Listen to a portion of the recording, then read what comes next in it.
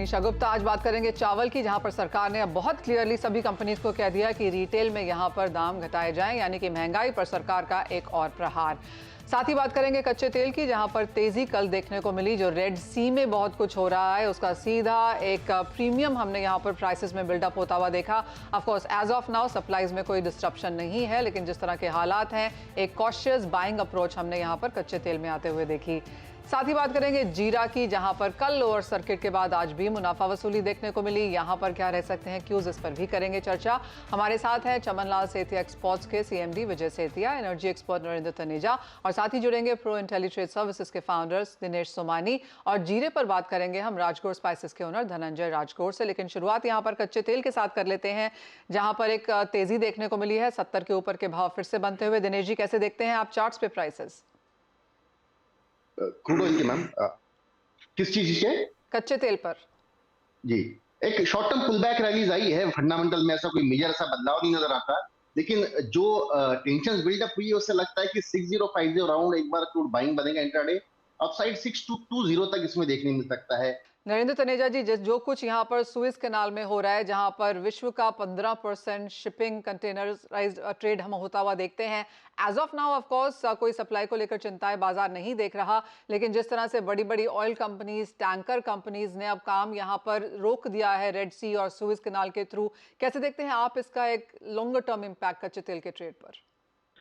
देखिए, हाँ बिल्कुल आपने सही कहा। ये सब कुछ वहाँ डेवलपमेंट हो रहे हैं और अमेरिका अपना नया एयरक्राफ्ट कैरियर जो है उसने फिलीपीन से वहाँ भेजा है, जो सिंगापुर पहुंच चुका है। मेरे ख्याल से 5 दिन में उस इलाके में भी आ जाएगा, तो उससे थोड़ा स्टेबिलिटी आएगी। अमेरिका के रक्षा मंत्री ने कल जो है इजराइल में प्रेस कॉन्फ्रेंस में भी कहा कि मिडिल ईस्ट के अंदर जो है वो वहीं रहेंगे और स्थिरता लाने की पूरी कोशिश कर रहे हैं। तो मुझे लगता है कि थोड़ा सा आप देखते हैं कीमत इसी वजह से ऊपर नीचे होती है, लेकिन अभी इतना बड़ा कोई जियोपॉलिटिकल ट्रिगर नहीं है कि कीमत जो है वो सस्टेन वे में ऊपर जा सके, क्योंकि अमेरिका की पूरी कोशिश है और चीन भी आज की तारीख में कम से कम नहीं चाहता कि बहुत ज्यादा कोई हलचल हो, क्योंकि उसकी अर्थव्यवस्था जो है वो थोड़ा ठीक तरीके अब अच्छे हालात में नहीं है। रूस भी चूंकि यूक्रेन में बिजी है, तो वहाँ एस्केलेट हो मिडिल ईस्ट में कोई जैसे तेल की कीमतें, उससे वो भी नहीं चाहेगा। हाँ, इतना जरूर है कि सऊदी अरब, रूस ये चाहते हैं कि कीमत $90 पहुंच जाए, लेकिन डिमांड सप्लाई की जो फंडामेंटल्स हैं वो इस तरीके के नहीं है कि वहां जा पाएगी। तो इसीलिए कीमतें जो है वो 80 के इर्द गिर्द घूमेंगी। मुझे ऐसा लगता है कि हो सकता है वो 70 भी हो जाए, 72 भी हो जाए, 73 भी हो जाए, और ये भी हो सकता है कि 85 भी हो जाए। तो जो एक जिसको बोलना चाहिए कि जो ग्रेविटी पॉइंट रहेगा वो $80 पर बैरल रहेगा। उससे $10 नीचे भी जा सकती हैं, $5 ऊपर भी जा सकती हैं। ये चलता रहेगा, क्योंकि मार्केट रिएक्ट करती है उस सिचुएशन को देख के जो उसके सामने उससे में खबर होती है। अभी खबर जो आई है रेड सी को लेके, वहां पे किस तरीके से जो है थोड़ी हलचल है, खासतौर से कुछ आतंकवादी की भी बात है। इस बात का भी खतरा है कि शायद कोई अमरीकी बेड़े के जहाज पे हमला ना हो जाए। इसको लेकर मार्केट रिएक्ट कर रही है, लेकिन ऐसा कुछ होता नजर आता नहीं है। तो जैसे ये थोड़ा सा मार्केट ये हो जाएगा, भाई ऐसा कुछ नहीं है, मार्केट थोड़ी आश्वस्त हो जाएगी, तो कीमतें वापस जो है अपने नॉर्मल में आ जाएंगी। जैसे मैंने कहा, ओपेक की कोशिश, रूस की कोशिश, जियोपॉलिटिकल ट्रिगर, एंग्जाइटी, सब कुछ को अगर हम टोकरी में डाल के बास्केट में देखते हैं, तो तब भी मुझे समझ में नहीं आता कि कीमत बहुत ज्यादा ऊपर जाएगी। $80 अगर हम मानते हैं, लेकिन ये तैयार रहते हैं कि 70 भी हो सकता है, 72 भी हो सकता है, 85 भी हो सकता है। तो रेंज थोड़ा वाइड है, लेकिन इसी के आसपास घूमना चाहिए जब तक कि कोई बहुत भारी डिमांड साइड में चेंज नहीं आता, या कोई बड़ा सप्लाई डिस्ट्रप्शन नहीं होता, या कोई जियोपॉलिटिकल ट्रिगर नहीं होता। अभी ऐसा कहीं कुछ होता नजर नहीं आता, कम से कम आज नजर नहीं आता। और अगर हो भी रहा है तो बाजार को ये लगता है कि सप्लाईज पर्याप्त है नॉन ओपेक की तरफ से। यहाँ पर चाहे वो कनाडा है, यूएस है, ब्राजील है, हमने सप्लाईज अच्छी खासी आते हुए देखी हैं, तो शायद उसका एक कांस्टेंट प्रेशर भी है। एक फाइनल सवाल नरेंद्र जी, और ये प्राइसेस को लेकर है। आपने कहा 85 तक भी लेवल जा सकते हैं, क्या 65 तक भी जा सकते हैं? क्योंकि चाहे वो सिटी है, गोल्डमैन सैक्स है, जेपी मॉर्गन है, सभी ने जो अपने 2024 के प्राइस रिविजन्स हैं वो यहाँ पर 8 से 10, $15 तक भी घटाए हैं। नहीं, बिल्कुल आपने सही कहा। देखिए, उसकी वजह यह है कि अगर दुनिया में जो 70 से 75% जो तेल का उत्पादन है वो $60 या उससे नीचे में होता है प्रति बैरल। इसका मतलब है इसके ऊपर जो भी आता है वो लाभ होता है। सिर्फ जो बहुत ही गहरे समंदर के लाभ अंदर जो तेल का उत्पादन होता है, जो कुछ इलाकों में होता है, जैसे आर्कटिक हो गया, ग्रीनलैंड के पास हो गया, अलास्का में हो गया, कुछ ऐसे वहां पर कॉस्ट ऑफ प्रोडक्शन ज्यादा होती है।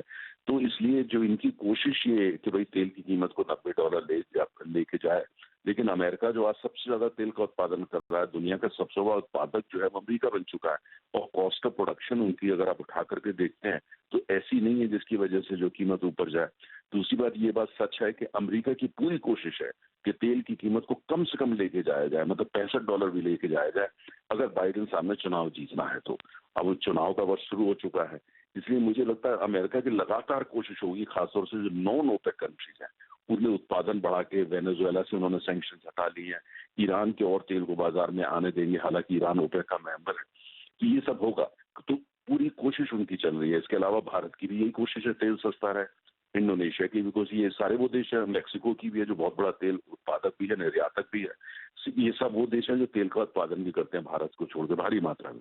तो मुझे ऐसा लगता है कि ये सब चलता रहेगा, तो इसका लाभ जो है कुल मिलाकर के जो आम उपभोक्ता उसको मिलेगा, लेकिन ये उसके लिए आवश्यक है कोई बहुत बड़ा सप्लाई डिसरप्शन नहीं होना चाहिए। और अभी जो दिख रहा है वो कहीं डिसरप्शन हुआ नहीं है। जो मिडिल ईस्ट का तेल भी पूरा फ्लो कर रहा है, कुछ जगह थोड़ा उन्होंने प्रोडक्शन को रोका है, लेकिन वो बहुत लंबा टिकने वाला नहीं है क्योंकि उनको भी उस पैसे की आवश्यकता है। तो मुझे लगता है कोई अभी चिंता का विषय मुझे कोई खास नजर नहीं आता। मार्केट में क्या होता है, जरा सा भी कुछ हेडलाइन आती है कंप्यूटर स्क्रीन पर, उस पर तुरंत मार्केट रिएक्ट कर देती है, लेकिन 4 घंटे बाद उसको फिर करेक्शन भी लेके आती है। तो ये कीमत जो थोड़ी ऊपर आपको दिख रही है, इसमें भी करेक्शन हो सकता है, लेकिन अगर एवरेज $80 के आसपास मान के चलता हूँ, 70 नीचे जा सकता है। 70 से नीचे जाएगा तो ओपेक बहुत हल्ला मचाएगा, तो शायद वो इतना आसान ना हो। लेकिन अर्थशास्त्र जो है उसको उसके खिलाफ नहीं जाता। अर्थशास्त्र तो कहता है भाई ज्यादातर उत्पादन तो $60 पे होता है, तो ये तो बाकी तो सारा मार्जिन है। तो ये बहुत सारे फैक्टर होते हैं। तेल राजनीति की तरीके से है, ऊपर नीचे इसी हिसाब से जाता है, लेकिन अभी आज की तारीख में मैं जब आने वाले 3-4 महीने देख रहा हूँ, जाड़े के महीने खास तौर से, तो $80 का एवरेज मुझको नजर आता है। Okay. तो $80 के एवरेज से यहाँ पर कच्चे तेल में कारोबार रह सकता है। एज ऑफ नाउ तो ऑफ कोर्स $5-6 नीचे ही चल रहा है उन लेवल से, लेकिन $5 नीचे $10 ऊपर की रेंज हम यहाँ पर बनता हुआ देख सकते हैं। नरेंद्र जी, एज ऑलवेज बहुत शुक्रिया साथ जुड़ने के लिए और वो सारे जियोपॉलिटिक्स एंड डिमांड सप्लाई हमें समझाने के लिए भी। लेकिन आगे बढ़ेंगे और भारत के लिए एक बड़ी खबर चावल की तरफ से उभर के आ रही है, जहाँ पर जो मीटिंग हुई है फूड सेक्रेटरी के साथ, उन्होंने काफी क्लियरली कहा है कि चावल के दाम रिटेल सेक्टर के लिए यहाँ पर घटाने की जरूरत है। उन्होंने राइस इंडस्ट्री एसोसिएशन को ऐसा लिखकर एक नोटिफिकेशन में भी कहा है। विजय जी, कैसे देखते हैं आप इस नोटिफिकेशन को, क्योंकि जहां तक प्राइस से जहां तक स्टैक है, तो चाहे वो प्रोडक्शन है ज्यादा माना जा रहा है, सरकार के पास बफर स्टॉक भी है, यहाँ पर एक्सपोर्ट्स, यहाँ पर काफी सारे कर्ब्स यहाँ पर हमने लगे हुए देखे हैं, उसके बावजूद भी जो उपभोक्ता है, कंज्यूमर है, उनको कोई बहुत ज्यादा रिलीफ मिलता हुआ नजर नहीं आया। नहीं, गवर्नमेंट का कल बिल्कुल क्लियर कहना था कि हमारे पास कोई चावल की कमी नहीं है। जी। सिर्फ जो हमारा चेन बना हुआ है उसके अंदर कॉस्ट जरूरत से ज्यादा बढ़ रही है, और सरकार जैसे प्रतिबंध है कि मैंने रेट को कम करना है, कि कंज्यूमर को फायदा पहुंचाना ही पहुंचाना है, तो उन्होंने अपनी एफसीआई की पॉलिसी में एक चेंज किया है कि नेक्स्ट वीक वो 7.5 लाख टन चावल इंडियन मार्केट में डंप करना चाहते हैं, मार्केट में देना चाहते हैं। और उसमें वो सबसे ज्यादा जो खास बात है कि छोटा दुकानदार भी जो 1 टन चावल लेना चाहता है वो भी इसमें पार्टिसिपेट करे। तो गवर्नमेंट की ये जो सोच है कि रिटेलर तक चावल पहुंचने में रास्ते में जो खर्चे बढ़ रहे हैं उसको कम करने का उनका पूरा ध्यान है। दूसरा, गवर्नमेंट ने मार्केट की भी स्टडी की है, बड़ा उन्होंने इस चीज को बारीकी से समझा है कि मार्केट के अंदर परमल चावल, एक ही चावल 40 रुपए में बिक रहा है, वही चावल 60 में बिक रहा है।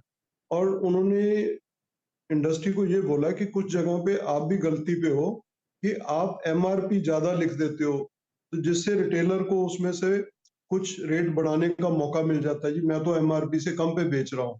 तो ये भी बोला गया कि अपना एमआरपी को भी ठीक करिए। तो गवर्नमेंट का जो ये बात है कि भी नॉन बासमती सेक्टर में खास करके आम आदमी के खाने के चावल की बात उन्होंने करी, तो जो राइस नॉन बासमती एक्सपोर्टर्स की बहुत बड़ा हिंदुस्तान में एक ग्रुप है, और वो भी गवर्नमेंट को बार बार कह रहा है कि जो आपने 20% एक्सपोर्ट टैक्स लगाया हुआ है उसकी शेप चेंज कर दो, इसको फिक्स अमाउंट में ले आओ, चाहे आप $80 करो, 90 करो, 70 करो, और इसको फ्लेक्सिबल कर लो एज पर आउटफ्लो। अगर आउटफ्लो ज्यादा है उसको ज्यादा कर दो, आउटफ्लो कम है उसको कम कर दो, ताकि एक सभी के लिए लेवल प्लेइंग फील्ड बन जाए। तो मेरा मानना है कि सरकार के जो ये कदम है कि मार्केट के सेंटीमेंट्स जो हैं वो गलत हैं, उनको ठीक करने के, कि अभी उनका ये मानना है कि तेलंगाना और छत्तीसगढ़ में पैडी की प्रोक्योरमेंट इलेक्शन के बीच में नहीं हो पाई, तो अब वो प्रोक्योरमेंट भी हो जाएगी। चावल की कोई कमी नहीं है। दूसरा, उन्होंने डायरेक्शंस दी हैं कि जो उनके जनरल मैनेजर प्रोक्योरमेंट है कि वो अपने पैन इंडिया कहीं भी कोई राइस के सैंपल देखना चाहते हैं एफसीआई के बायर, उसका अरेंजमेंट करें। तो गवर्नमेंट अपनी तरफ से इंडस्ट्री से, ट्रेड से और सभी से एक सहयोग लेना चाहती है कि जब हम सारी दुनिया में चावल एक्सपोर्ट कर सकते हैं, सारी दुनिया को चावल खाने को दे सकते हैं, क्या अपने देश के लोगों को हम रीजनेबल प्राइस सकता है एब्सोल्युटली। चावल विजय जी, नहीं एक मुहैया और चीज, अगर आप 2023 पर मुड़ के देखें तो चावल की भाव की परफॉर्मेंस अब तक यहाँ पर कैसी रही है? और जो आपने कहा 7.5 लाख टन अगर बाजार में चावल आता है एफसीआई के जरिए, तो सेंटिमेंट के थ्रू ही सही, क्योंकि एक साथ तो नहीं आएगा, लेकिन बाजार को मालूम है उतना चावल बाजार में आएगा, तो कितना प्राइस ओवरऑल कम होता हुआ देखते हैं आप? देखिए, दो तरह से करेक्शन होएगी जी। कि अगर तो चावल 30 केजी की पैकिंग में बिकेगा तो उसमें कॉस्ट कम आती है, और अगर कोई इसकी 1 केजी, 5 केजी, 10 केजी पैकिंग करेगा अप टू 25, तो उसमें पैकिंग खर्चे के साथ साथ जीएसटी का भी एक सेगमेंट आ जाएगा कि टैक्स की वजह से भी कीमत बढ़ेगी। तो इसीलिए गवर्नमेंट ने रिटेलर को कि जो खुला बेचता है कि वो भी 1 टन चावल खरीदे और खुला बेचे। तो मैं समझता हूँ कि ये अगर गवर्नमेंट 29 रुपए में चावल इतनी क्वांटिटी मार्केट में लाएगी, तो इंडियन राइस परचेजर जो है, जितनी भी इंडस्ट्री है, वो 29 रुपए 5 पैसे में, 29 रुपए 10 पैसे में ये चावल खरीदने का यत्न करेगा, और उससे मार्केट में अवश्य फर्क पड़ेगा। मार्केट में प्राइसेस कंट्रोल करने में मैं समझता हूँ गवर्नमेंट को काफी सपोर्ट मिलेगी।